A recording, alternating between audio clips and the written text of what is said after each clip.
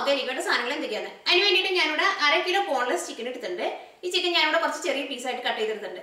ഇനി ചിക്കനോട് നമുക്ക് മാരിനേറ്റ് ചെയ്ത് വെക്കാൻ വേണ്ടിയിട്ട് ഞാനിവിടെ 1/2 ടേബിൾ സ്പൂൺ കുരുമുളക് പൊടി എടുത്തിട്ടുണ്ട്. പിന്നെ 2 പിഞ്ച് ഗാർലിക് പൗഡർ എടുത്തിട്ടുണ്ട്.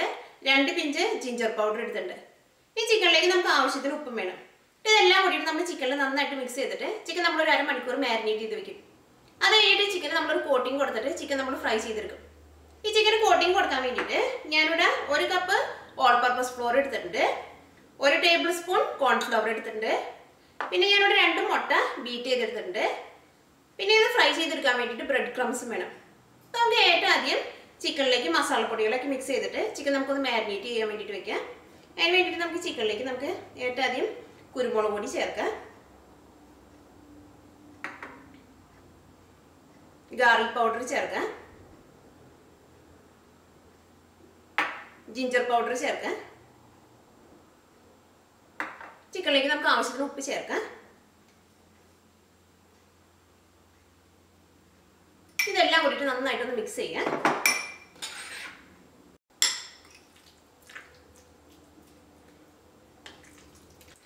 ഈ ചിക്കൻ നമുക്കൊരു 1/2 മണിക്കൂർ മാരിനേറ്റ് ചെയ്യാൻ വേണ്ടിയിട്ട് വെക്കാം. ഇനി നമുക്ക് പോപ്കോൺ ചിക്കൻ ഫ്രൈ ചെയ്തെടുക്കാൻ വേണ്ടിയിട്ട് ഈ പാത്രത്തിലേക്ക് നമുക്ക് ഓൾ പർപ്പസ് ഫ്ലോറും കോൺഫ്ലോറും കൂടി ഇട്ടിട്ട് രണ്ടും കൂടിയിട്ട് നന്നായിട്ടൊന്ന് മിക്സ് ചെയ്യാം. അതിന് വേണ്ടിയിട്ട് ഇതിലേക്ക് നമുക്ക് ഓൾ പർപ്പസ് ഫ്ലോർ ചേർക്കാം, 1 ടേബിൾ സ്പൂൺ കോൺഫ്ലോർ ചേർക്കാം.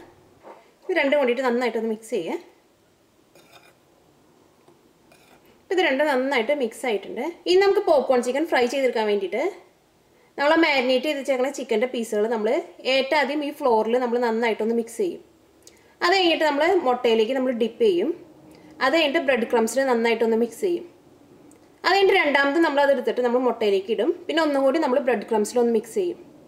അങ്ങനെ 2 പ്രാവശ്യം നമ്മൾ മുട്ടയിലും ബ്രെഡ് ക്രംസിലും ഇട്ടിട്ട് മിക്സ് ചെയ്തിട്ടിട്ടാണ് ഈ പോപ്കോൺ ചിക്കൻ നമ്മൾ ഫ്രൈ ചെയ്തെടുക്കുന്നത്. അപ്പോഴായിരിക്കും ആ പോപ്കോൺ ചിക്കന് നല്ലൊരു തിക്ക് കോട്ടിങ് കിട്ടുക. അപ്പോൾ നമുക്ക് ഏറ്റവും ആദ്യം ഈ ഫ്ലോറിലേക്ക് നമുക്ക് നമ്മൾ മാരിനേറ്റ് ചെയ്ത് വെച്ചേക്കണം ചിക്കൻ നമുക്കൊന്ന് മിക്സ് ചെയ്യാം.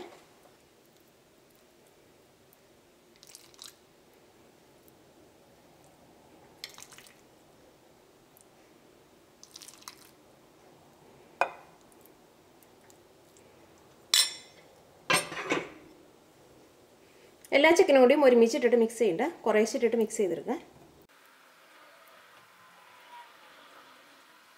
ഈ ഫ്ലോർ ചിക്കൻ്റെ എല്ലായിടത്തും നന്നായിട്ടാവണം. ഈ ചിക്കൻ്റെ പീസുകൾ എടുത്തിട്ട് നമുക്ക് ഏറ്റവും ആദ്യം മുട്ടയിൽ നമുക്ക് ഡിപ്പ് ചെയ്യാം. അത് കഴിഞ്ഞിട്ട് ബ്രെഡ് ക്രംസിലേക്ക് ഇടാം.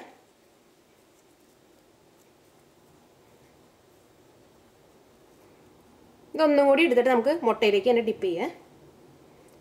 ഒന്നും കൂടി ബ്രെഡ് ക്രംസിൽ മിക്സ് ചെയ്യാം. പിന്നെ മിക്സ് ചെയ്തെടുക്കുന്നത് നമുക്ക് വേറൊരു പ്ലേറ്റിലേക്ക് മാറ്റി വയ്ക്കാം. ഇതേപോലെ എല്ലാനും ഇതേപോലെ തന്നെ നമുക്ക് മിക്സ് ചെയ്തെടുക്കാം.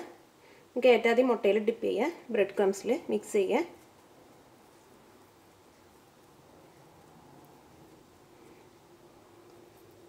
ഒന്നും കൂടി മുട്ടയിൽ ഡിപ്പ് ചെയ്യുക, ബ്രെഡ് ക്രംസിൽ മിക്സ് ചെയ്യുക.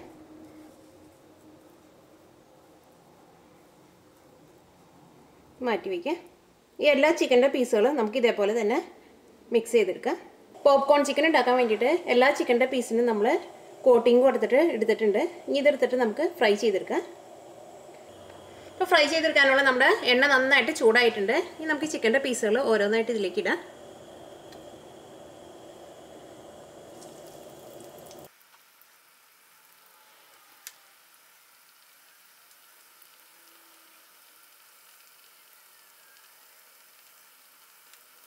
ഇപ്പോൾ ഒരു സൈഡ് ചെറുതായി ഒന്ന് മുരിഞ്ഞു തുടങ്ങിയിട്ടുണ്ട്. നമുക്ക് മറ്റേ സൈഡ് നമുക്കൊന്ന് തിരിച്ചിടാം.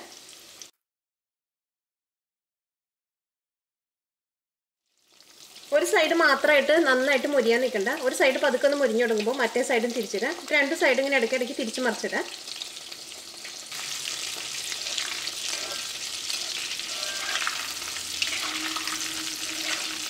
ഇത് 2 സൈഡ് നന്നായിട്ട് മുരിഞ്ഞിട്ടുണ്ട്. ഇതെടുത്ത് നമുക്ക് എണ്ണയിൽ നിന്ന് മാറ്റാം.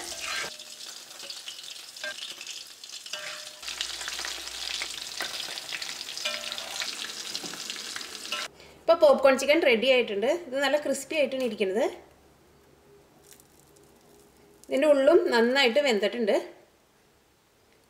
ഈ ചിക്കൻ്റെ പീസിന് നമ്മൾ കോട്ടിങ് കൊടുക്കാൻ വേണ്ടിയിട്ട് എളുപ്പത്തിൽ വേണമെന്നുണ്ടെങ്കിൽ ഇത് ഓരോ പീസ് എടുത്തിട്ട് നമ്മളിത് കോട്ടിങ് കൊടുത്ത് വരുമ്പോൾ ടൈം കുറേ എടുക്കും. അപ്പോൾ എളുപ്പത്തിൽ വേണമെന്നുണ്ടെങ്കിൽ ചിക്കൻ്റെ പീസ് നമ്മൾ ഒറ്റ വലിയ പീസായിട്ട് നീളത്തിൽ കട്ട് ചെയ്യുക. ഇതിനെ കോട്ടിങ് കൊടുത്തു കഴിഞ്ഞിട്ട് പിന്നെ നമ്മൾ സിസേഴ്സ് വെച്ചിട്ട് ചെറിയ ചെറിയ പീസായിട്ട് കട്ട് ചെയ്യുക. ആ ചെറിയ ചെറിയ പീസായിട്ട് നമ്മൾ കട്ട് ചെയ്യണോടത്ത് അപ്പോൾ അതിൻ്റെ കോട്ടിങ് ഉണ്ടാവില്ല. അപ്പോൾ നമ്മൾ ഏറ്റവും ലാസ്റ്റ് ഇതെല്ലാം കട്ട് ചെയ്തെടുത്ത് കഴിഞ്ഞിട്ട് പിന്നെ നമ്മളത് ബ്രെഡ് ക്രംസിലിട്ടിട്ട് നന്നായിട്ട് ഒന്നുകൂടി മിക്സ് ചെയ്തിട്ട് എടുക്കുക. എന്നിട്ട് നമ്മൾ ഫ്രൈ ചെയ്തെടുക്കുക. അപ്പോൾ നമുക്ക് കുറച്ചും കൂടി എളുപ്പമായിരിക്കും. പിന്നെ ഇത് നല്ലൊരു അപ്പിറ്റൈസറാണ്.